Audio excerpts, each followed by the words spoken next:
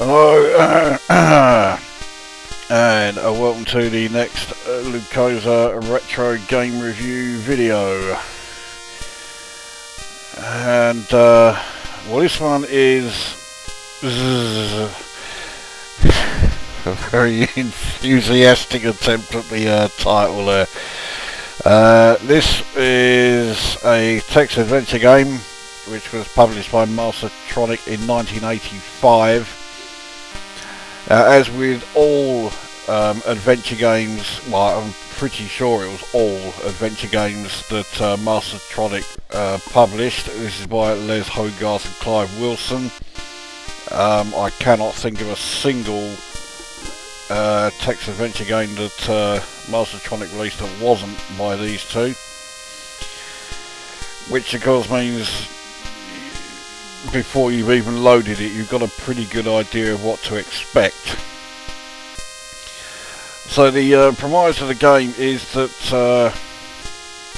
you've gone to bed and fallen asleep, and the adventure is actually your dream, and you need to escape this dream in order to wake up. Otherwise you are doomed to spend the rest of your life sleeping, which frankly doesn't sound too bad to me.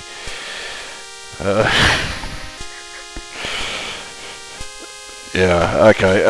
Now, this theme tune, or this theme music, is diabolical, but there is clearly something not quite right with the emulator, because yeah, it shouldn't be this bad. It's not great, but it's not as awful as this.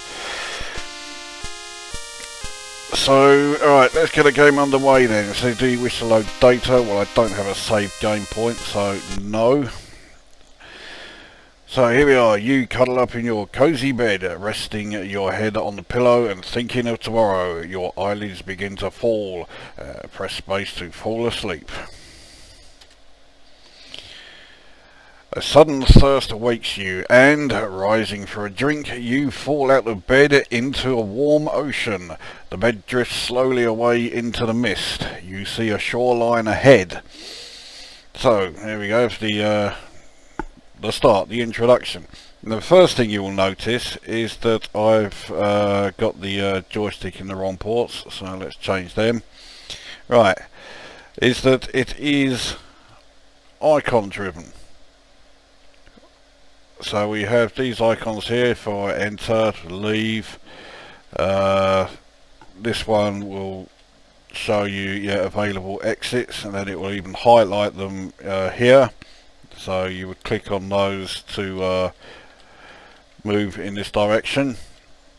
You also have examine, pause, quit. So get, you pick up something, drop, redescribe, which basically just tells you gives you the text description again. Inventory, help, use, and score. Now the thing is, a lot of people make the mistake of assuming that that is all of the commands. It's not, which is one of the reasons why I pretty much ignore the icons altogether and play the game as an out-and-out text adventure. So we'll go north. So we are facing north. The sun burns down onto an empty beach, and a smell of the sea is in the air. The sand shows sign of recent movement. You see the spade, and if we look in, just there, you can see the spade in the picture. So we'll get the spade.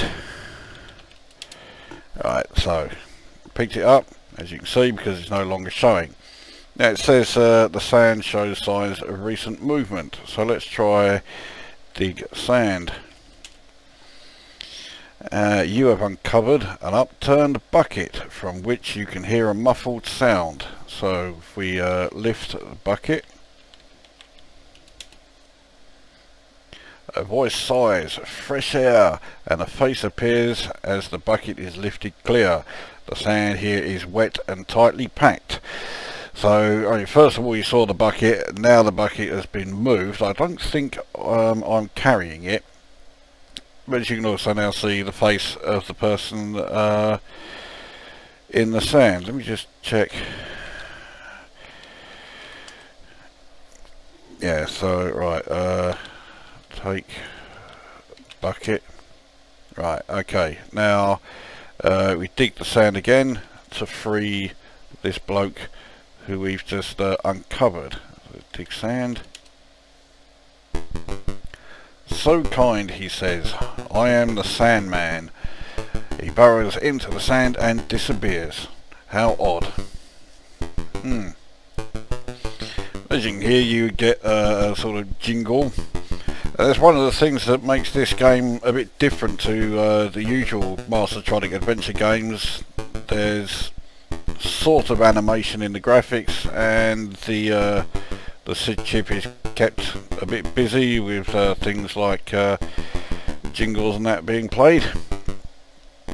Now I can't remember where we can go from here. Available exits west, east and north. Right, so if we go west. Yeah, so you have arrived at the border post. The barrier is down, preventing you from crossing to the other side. This is where you actually, if you cross that border, that's where you wake up. So this is the area you've got to actually get through. Right, anyway, so yeah, the barrier is down, preventing you from crossing to the other side. A bandit is slumped against the wall. He seems to be asleep. A bike rests against the wall. You see the bike. Now you can't take the bike because it tells you that it's too heavy to carry, even though you would actually want to ride it rather than anything else. So if we push bike. Okay, you push bike. I think that is all you need to do here. You can't really do very much because otherwise you wake up the bandit and he arrests you. So we'll go back east. So we are back here again. So I know that available exits are west, north and east. I don't want to go north yet, so we'll go east again. And then now you are standing outside an igloo. We're on a beach with the sun baking down, but now we're outside an igloo. Inset into one wall is a wooden hatch. The sun bakes down onto the sand, but the igloo remains cold to the touch. Now I'm trying to remember what to do here. I think we examine. Okay, see, I've got the bike with me, but yeah, I don't really want to examine anything. So now the description is gone, so let's re-describe. There we go. I can't remember if help actually tells you it's better to do this than that. That's no help whatsoever. This is typical of these two who make these adventure games. Now I think at the door there's a bell, so if I put ring bell, there you go, the hatch opens and the Sandman says, hello again, I see you found my bike. If we give bike, don't be so I've got to give bike to Sandman. There we go. How kind you are, he says as he opens the door, mounts the bike and rides off into the sunset. So now we can actually go in. So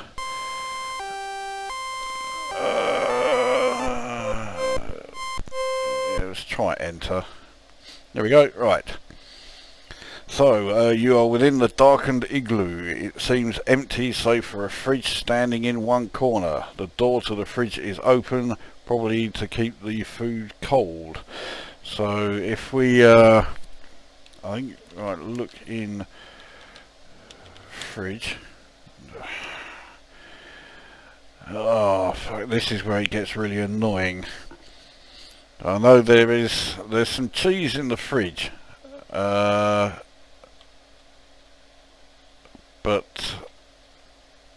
I can't remember the command to actually okay, let's check fridge.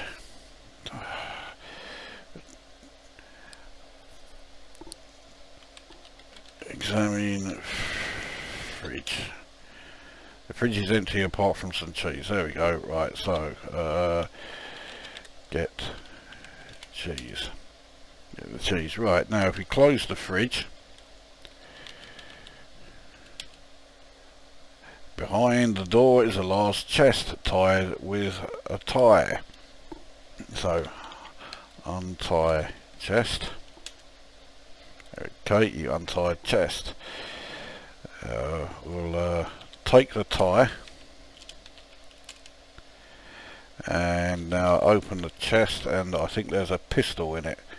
Yep, there you go, inside the chest is a pistol, so we'll take the pistol. There we go. Right, now I think that's all we need to do in here, so let's leave. Right, west, yeah. Right, so we don't need to go there. So now we can go north, and here we have some more, well, sort of animation and some more sound effects. And here you go. You have arrived at the side of a road which stretches as far as the eye can see. There is no safe crossing place to be found, but you have the bus there, and you have old Sandman going past on his bike, which you've just given him. So you need to get a lift. So we'll thumb lift. I have to wait for the Sandman to be on the screen. There we go. The Sandman stops and offers you a lift, which you gladly accept. Press any key to continue. So now you stand before the sturdy oak doorway of an impressive mansion house. From the upper floors can be heard the cry of a child. And to be honest, I cannot remember where I go from here. Anyway, I mean, it's a text adventure game. You know what you're going to get. It suffers from the same problems as all the other Mastertronic text adventure games have, which is that it has a very limited vocabulary. I do quite like some text adventure games, but I'm a bit fussy about them.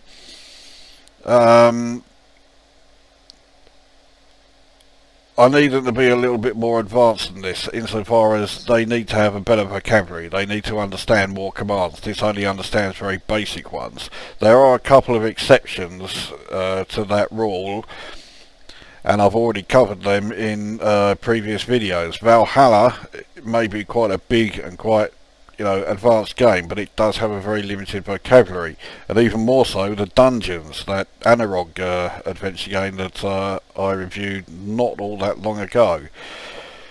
This one again has extremely limited vocabulary, and it's not helped by the fact that it doesn't tell you what commands it understands, because it's not just the ones that are on the on the icons here. There are others, but you don't know what they are. And if you type in something that it doesn't understand, so if we say, oh no, right, fart what? It doesn't give you any sort of indication as to what the right command needs to be. And say this is something that applies to every single one of the Mastertronic adventure games. And then there is the other problem with this one, which is that with it being set in a dream location, there's no logic to anything. It's complete nonsense, which is fine if if you are the person who's creating it. It's the problem with any sort of surreal game, or rather at least a surreal text adventure game. I mean, there are plenty of surreal games that are fantastic, like Frankie Goes to Hollywood. That's a superb game. But it's an extremely surreal experience. But with this, you've got puzzles to solve. You've got to progress through what should be some sort of like logical thinking. But you're thinking logically whilst you're in an environment that has absolutely no logic to it whatsoever. And consequently, you find yourself getting completely stuck and unable to figure out what the fucking hell you're supposed to do. Like in, there's a section not too far from here. I think if I examine door, nothing of interest can be seen. That's all it says. Okay, open door. The door remains closed, but a window above your head opens. A hand appears waving a handkerchief. If I look, available exits west. There's a window that's opened above. But you can see, if the cursor, no it won't, you can see there's these green sections either side of the door, and they are vines that are going up the side of the building here. So let's see if I can skip some bit and just go climb vine. Right, here we go. So you commence the laborious climb, but when halfway up, the window closes. The door opens and a voice says, "What are you doing up there?" Your hand brushes against something which falls from the vine to the ground below. Pressing key continue. You have climbed up onto the vine which sways ominously in the wind. So now I want to climb down. You attempt to climb but fall backwards. As you reach the bottom of the vine, the door closes. You stand before the sturdy oak doorway of an impressive mansion house. From the upper floors can be heard the cry of baby again, but now there is the baton, so I will take baton. Fucking okay, right, I'll wear tie. Why is it playing Waltzing Matilda for this part? I don't know. Anyway, so now can we take the baton? No. There's something I needed to do with the cheese. I think the bandit that I saw earlier needs it. Oh well. So, which way can we go? West, right. Oh, here we are. Now, this is something that I was going to mention earlier. Ahead you can see, or ahead of you can be seen a telephone box. An immaculately dressed concierge stands to attention beside it. His eyes sharpen and he imperceptibly stiffens.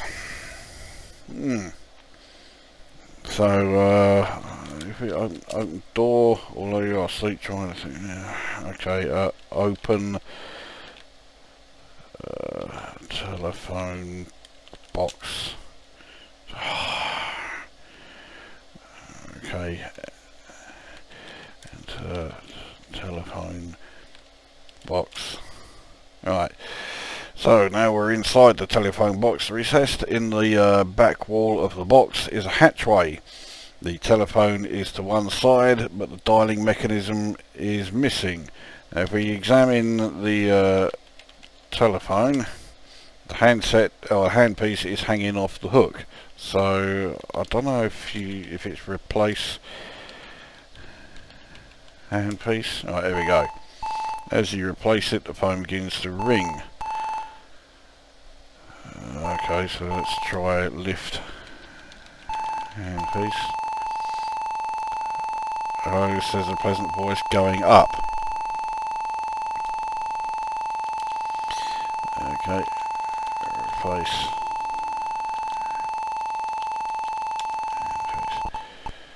Right, now that I need to re-describe again. Hang on a second.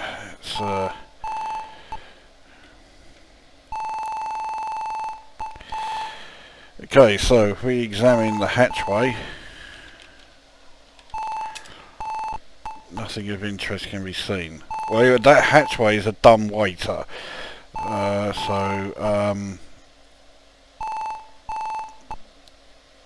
if I climb into hatchway, you attempt to climb but fall backwards. Enter hatchway. Oh, for fuck's sake. Anyway, you have to walk in or get into the dumb waiter there, and then you pick up the phone and it carries you up. It's, you know, again, there's no logical reason for any of this. The only reason I know it all is from the fact that I did have this game back in the day, and it took me a fucking hell of a long time to be able to figure any of this out. But I didn't get much further than this because I just got fed up with it. Surrealism is all well and good, but that phone ringing is getting on my fucking nerves. Hang on, I'll lift that up.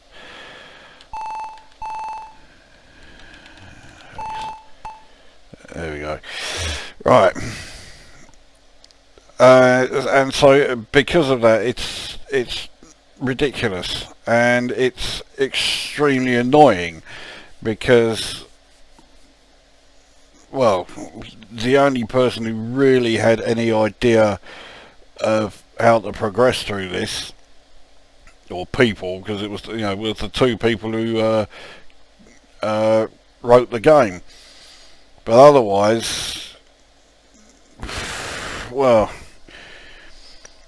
I think you almost need to have something wrong with you to be able to figure out, you know, how to actually progress through the whole adventure. So it's just bloody annoying. But I mean, at least unlike a lot of other adventure games, there is some sort of animation in the graphics. The graphics do stay on screen all of the time. I may almost give the impression that that's quite common, given that the three text adventure games that I've reviewed all do that, but believe me, they were very much in a minority. And then this one also has some audio, although again, this is, yeah, I've reviewed, well, 3 text adventure games now, and all 3 of them have had audio, but again, they were very much in a minority. So the presentation is there, and the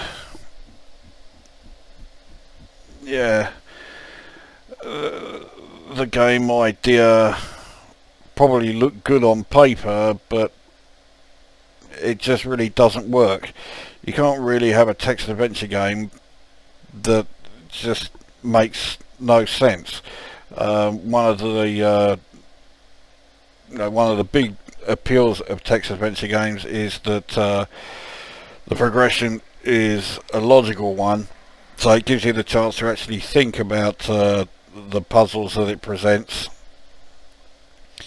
But with this one, so there's no logic there, so it's just complete nonsense.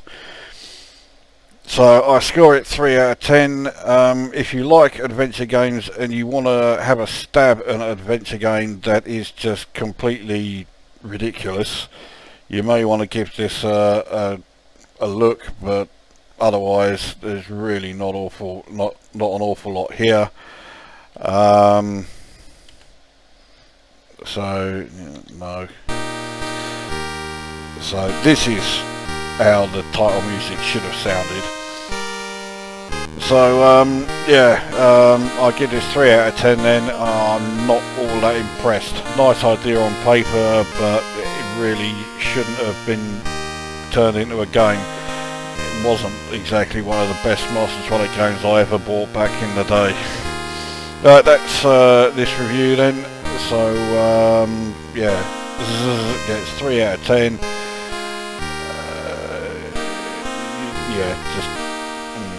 Alright, anyway, that brings this review to an end, and we will see you at the next one.